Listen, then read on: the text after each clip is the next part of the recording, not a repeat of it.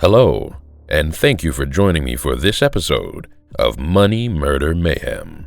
Today, I'll be sharing the story of Amanda Lewis, a single mother whose daughter drowned on August 8th, 2007. What initially appeared to be an accident was soon brought into question by the accused's very own son, ripping the family apart in the process. To this day, Amanda maintains her innocence. Can you uncover the truth as you listen to her version of the tragic summer day that forever changed her life? Before August 8th, 2007, I loved my life. Being a single mother at only 27 years old wasn't always easy, but I adored my son AJ and my daughter Adrianna. Our home in the small town Esto, Florida was usually peaceful, aside from the dramatics of my daughter, that is. My firstborn had always been an attention seeker. Adrianna was outgoing, headstrong, and hyper, unlike AJ, who was calm, relaxed, and content to quietly play by himself. Of course, I'm not complaining about Adrianna. My baby girl was like me, my little shadow. Adrianna filled our home with an abundance of happiness and playful energy. All it took was one horrible summer day to rip my happiness away. Lives destroyed by a tragic accident. I came home, exhausted that morning, having just finished one of my night shifts at the nursing home. I worked as a nurse's assistant and was drained, so I took a short nap. After I woke up, it was time to shop for school supplies, but the kids had a different idea in mind. It was over 100 degrees outside that day, so Adrianna and AJ begged me to go swimming. I told them that we didn't have time, but I allowed them to play outside for a few minutes while I got everything ready to go. Both AJ and Adrianna knew that our 4-foot-deep above-ground pool was off limits to the kids unless an adult was outside to watch them. We even locked the pool ladder in the shed. I thought I had done everything to keep them safe. I've since learned that sometimes even all the precautions you can think of aren't enough to stop a tragedy from occurring. When AJ came back into the house a little while later and told me that Adrianna was in the pool, I didn't think much of it. I assumed he meant that she was by the pool and told him to tell her to come inside. Things took a shocking turn when, shortly after, I looked out the back door and realized that Adrianna wasn't by the pool. She was in the water. My 7-year-old daughter was drowning.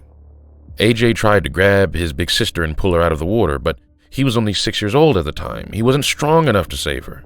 I sprinted out of the house, but by the time I reached the pool, Adrianna was face down in the water, her body still and lifeless. I pulled her out immediately, laid her on the ground, and called 911. I also started doing CPR. My little girl's skin was stained with dark shades of purple and blue. Water poured out of her nose as I begged the operator to hurry, panicking and helpless, unable to revive my daughter. Still, I kept trying until EMTs arrived and took over. Adrianna was airlifted to the nearest hospital while my mother and stepfather took AJ to their house.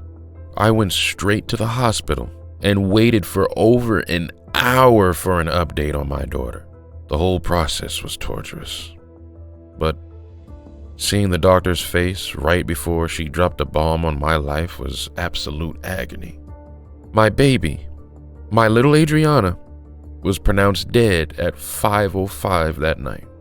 Shaking and sick to my stomach, I was allowed into the hospital room to see my daughter for the last time. I kissed Adrianna and hugged her.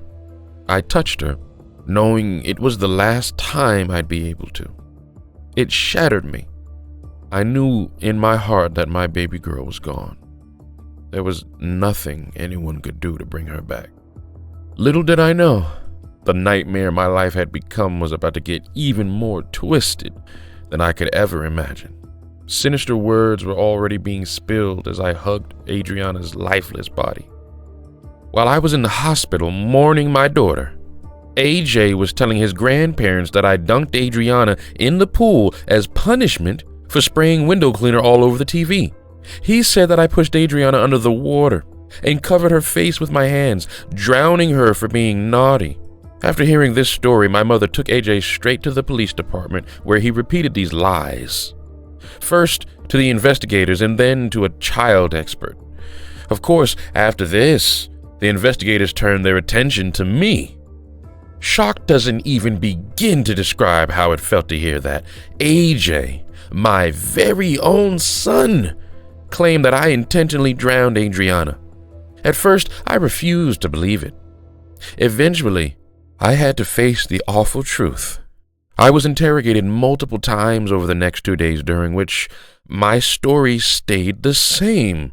I even took and passed a polygraph test, but it wasn't enough for those horrible investigators to leave me alone. They spent the next month investigating me, trying to find evidence that I drowned Adrianna. I guess they found a few things that they claimed was proof enough that I killed my baby girl. I was arrested for first-degree murder, a charge that could result in life in prison without parole. In 2008, when I was 29 years old, I was brought into a Florida courtroom for my trial, where the prosecutor presented the jury with this so-called evidence. It was all nonsense. One of the things that they used against me was my co-worker's claim that I had talked about killing my daughter after Adrianna wrote "loser" with a permanent marker on the interior of my car. I don't remember saying that.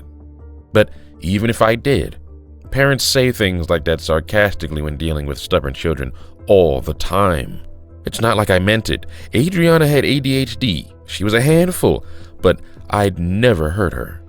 Then, the doctor who failed to save Adrianna said that I was emotionless when she told me my daughter had died, claiming that I asked where the vending machines were right after I got the news.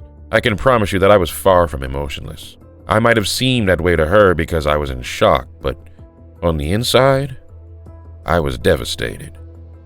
Purely based on the story of a 6-year-old boy, investigators invaded my home and said that the children's bedroom smelled like urine, was squalid, and didn't have any toys in it. The thing is, that's not my fault at all. Adrianna kept wetting the bed no matter what I did to try to stop her. So, maybe the room did have a faint smell of urine. I didn't know how to deal with a 7-year-old who had still been wetting the bed even though she knew better. And their bedroom wasn't as messy as the prosecutor made it out to be anyway. The pictures they showed during the trial didn't help. The prosecutor had a sketch that AJ drew of his version of what happened that day. There was also an autopsy photo of a bruise on Adrianna's face, which looked like a handprint. I have no idea how that got there. Maybe it happened during our attempts to resuscitate her. All I know is I didn't drown my daughter. The most heartbreaking part of it all had to be sitting in that courtroom and listening to my son testify against me. I hadn't seen AJ in 6 months by then. I missed my baby so much, and it was devastating to know that my son was now 7 years old, and I had missed out on so many memories. Special moments we should have shared as he was growing older each day were lost to lies. When we first saw each other, AJ had this blank look in his eyes.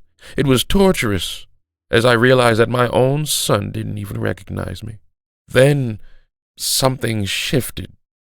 My baby remembered his mama and he cried. I couldn't keep my composure at that. I broke down crying too. I kept asking my attorney to please stop. I begged her to please stop this. There was no stopping it though. This nightmare had spiraled out of control long before that horrible day. I was forced to watch and listen to my little AJ tell the judge and jury his version of what happened that day. My heart sank even further into the abyss of darkness as AJ described what he believed happened to Adrianna, going so far as to act out the supposed drowning. To make things even worse, the prosecutor brought up the death of my first baby, Alex, who died when I was 17 years old. I didn't have anything to do with my 16-month-old baby's death. A seizure took his life, but that didn't matter to people who already saw me as a villain. After a 4-day trial, it only took the jury 2 hours to decide my fate. They found me guilty. I was sentenced to life in prison without the chance of parole, plus 30 years for child abuse charges. While on the stand, AJ said when speaking about Adrianna, she done some stuff that she ain't supposed to, so my mama got mad so she throwed her in the pool. He couldn't even form a sentence properly. Is it so unreasonable to think that he misunderstood what was going on when I tried to save Adrianna? The words of a child, my child, sealed my fate as a grieving mother left to spend the rest of my days in prison. As Amanda's story comes to an end, we're left to question, can the testimony of a 7-year-old boy be trusted? Did Amanda Lewis drown her daughter, frustrated because she drenched the TV in window cleaner? Is this a case of a punishment taken too far, or is an innocent mother in prison for a crime she did not commit in accidental drowning? I hope you'll join me again for the next video as we try to untangle the complex layers concealing the truth by listening to the accused point of view.